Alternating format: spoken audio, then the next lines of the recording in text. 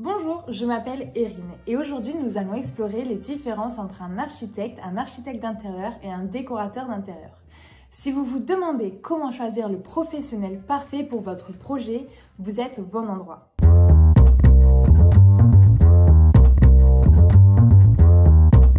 Commençons par comprendre le rôle essentiel de l'architecte. L'architecte est indispensable pour les projets d'envergure tels que les constructions neuves, les extensions et les rénovations complètes. Mais faire appel à un architecte va bien au-delà de la simple taille du projet. Un architecte peut apporter une vision globale en repensant la disposition spatiale pour une utilisation plus efficace. Si vous avez un projet de rénovation dépassant les simples travaux de peinture, que vous cherchez à jouer avec la lumière naturelle ou à créer une atmosphère spécifique, un architecte peut transformer ses idées en réalité. De plus, l'architecte peut s'adapter à différents styles, qu'il s'agisse d'une maison moderne, traditionnelle, écologique ou autre. Mais il est important de noter que l'expertise d'un architecte peut être coûteuse. L'architecte est obligatoire dans deux cas.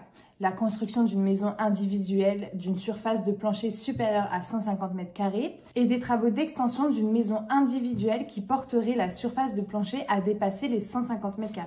Même si ce n'est pas obligatoire, dès lors qu'un permis de construire est requis, il est recommandé de passer par un architecte. Plongeons-nous maintenant dans le monde créatif de l'architecte d'intérieur.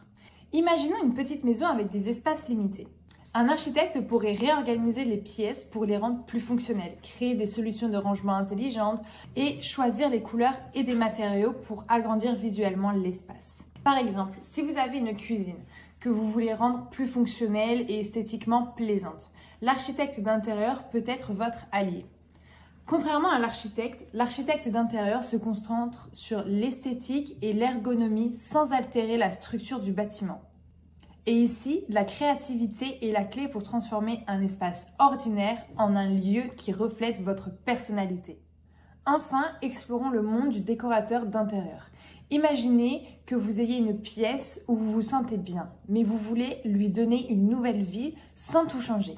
C'est là qu'intervient le décorateur d'intérieur. Il peut ajouter des touches fines, jouer avec des éléments décoratifs et harmoniser les couleurs pour créer une nouvelle atmosphère. Prenons l'exemple d'un salon.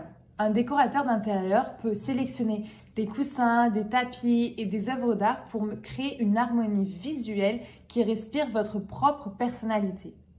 Contrairement à l'architecte d'intérieur qui intervient dans la réorganisation structurelle de l'espace, le décorateur se concentre principalement sur l'esthétique et la décoration, ajoutant la touche finale qui fait toute la différence. Pour résumer tout ça, faites appel à un architecte si vous avez besoin d'agrandir votre bien ou d'entreprendre des travaux soumis à un permis de construire.